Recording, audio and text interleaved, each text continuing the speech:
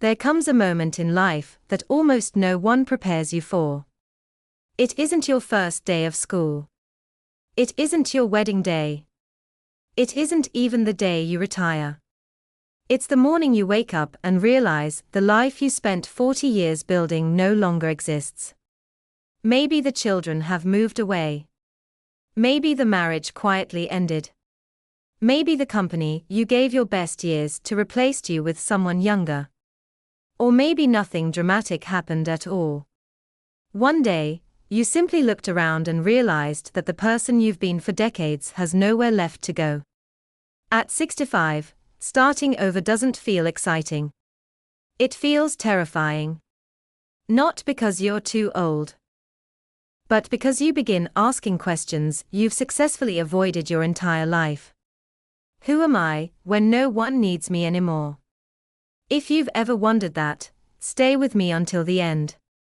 Because what psychology teaches us about starting over later in life may completely change how you see your future. And if these stories speak to something you've been carrying quietly, consider subscribing. This channel is a place for remembering where we've been and finding hope for where we're going. The house was almost empty. Only a few moving boxes remained. The walls still held pale rectangles where family photographs had hung for decades. Funny how paint remembers what people remove. He walked slowly from room to room. Here was the kitchen where birthdays were celebrated. The hallway where little feet once ran every Christmas morning. The chair where he drank coffee before work for nearly 30 years. Every room held memories. Yet somehow, none of them belonged to him anymore. Psychologists sometimes call this an identity transition. We usually think our identity lives inside us. But much of it actually lives outside us. In routines. In places. In people. When those disappear, we don't simply lose a house. We lose part of ourselves. He held the house key in his hand long after locking the front door. It wasn't just metal. It represented every ordinary day that had quietly become extraordinary in hindsight. Most people don't know the last time they'll do something. The last family dinner. The last school pickup. The last weekend everyone is together. Life doesn't announce endings. It simply lets them become memories. That is why starting over feels so painful. Not because we're afraid of tomorrow, but because yesterday suddenly feels impossible to return to. As the truck pulled away, he looked into the rearview mirror. The house became smaller. Then smaller still. Until it disappeared completely. Psychologists say our brains naturally seek certainty. Even unhappy routines feel safer than uncertain freedom. That's why so many people stay in jobs they dislike, remain in places they've outgrown, or postpone dreams for decades. Certainty feels comfortable. Until one day, life removes it for us. Hours later, parked beside a quiet roadside stop, he opened an old photo album. There he was.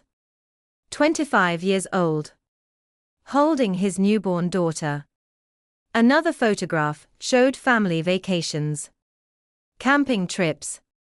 Graduations. Anniversaries. Every picture asked the same silent question. Where did all those years go? But perhaps the better question is, where did you go? Somewhere along the way. Many of us stopped becoming ourselves. And started becoming our responsibilities. His new apartment echoed with every footstep. No furniture. No familiar smells. No history. Only silence. Psychologists have discovered something fascinating. Our environment constantly reminds us who we are. Change the environment, and suddenly the brain loses many of those reminders. That's why moving after retirement, or after losing a spouse, can feel emotionally overwhelming. The room isn't just empty. Your identity feels empty too. That first evening, he ate takeout sitting on the floor. No television. No conversation. Only the sound of rain against the window. Loneliness isn't always dramatic. Sometimes it's simply having no one to tell about your day. Yet solitude also does something remarkable. Eventually, after the noise disappears, you begin hearing your own voice again. A voice that may have been buried beneath decades of schedules, meetings, mortgages, and obligations. The next morning, he stood quietly in front of the bathroom mirror. His face had changed. Gray hair. Lines around the eyes. But those weren't what unsettled him. It was the realization that he had spent so many years becoming useful. He had forgotten how to simply be himself. Carl Jung once suggested that the second half of life is not about building an identity. It's about discovering the person hidden beneath the identity we've spent years performing. Maybe 65 isn't the end. Maybe it's finally the beginning. He updated his resume. 40 years of experience. Reduced to one sheet of paper. It felt strangely unfair. How do you summarize decades of sacrifice? Late nights. Missed birthdays. Hard-earned wisdom. Inside a few bullet points. The truth is, you can't. Because your value has never fit inside a document. It never did. The interview room was filled with younger applicants. Fast walkers. Fast talkers. Right confidence. He almost turned around. Then he remembered something. Experience isn't louder than youth. It's quieter. But quiet things often last longer. Trees. Mountains. Friendship. Character. Wisdom arrives slowly. And because it arrives slowly, it's often underestimated. The email was polite. We've decided to move forward with another candidate. He closed the laptop. Walked outside. And kept walking. Failure feels different later in life. Not because it hurts more, but because time feels more precious. Yet psychology tells us something hopeful. Resilience doesn't come from never failing. It comes from discovering that failure didn't destroy who you are. While unpacking another box, he found old woodworking tools. Dust covered every piece. He smiled. Not because they were valuable, but because they reminded him of someone he used to be. Before promotions. Before deadlines. Before becoming responsible for everyone else. Sometimes starting over doesn't require finding something new. It requires remembering something old. The first wooden bench wasn't perfect. Neither was the second. But each one carried something priceless. Progress. Not toward wealth. Toward meaning. There is deep psychological healing in creating. Not because of what we produce, but because creation reminds us we are still capable of contributing. No matter our age. A young neighbor stopped to watch. Questions turned into conversations. Conversations became friendship.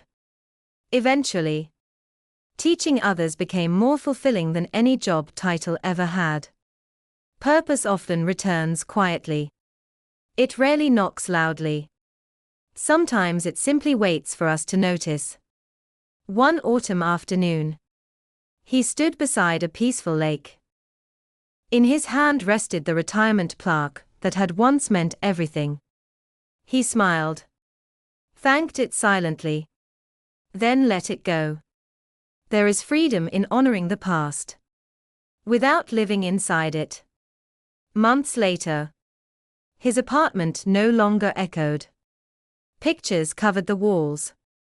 Furniture filled the rooms. The smell of fresh wood replaced loneliness. It wasn't the house he lost, but it had become the home he chose. There is an important difference. His daughter called. They laughed. Shared stories. Remembered old vacations. For the first time in a long while, he didn't feel like someone left behind. He simply felt loved. Relationships change.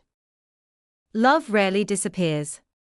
One afternoon, he watched strangers sitting comfortably on a park bench he had built. None of them knew his name. They didn't have to. The greatest satisfaction often comes not from being remembered, but from knowing your work made someone else's day a little better. Standing at a quiet train station before sunrise, he looked toward the arriving train. Months earlier, this uncertainty would have terrified him.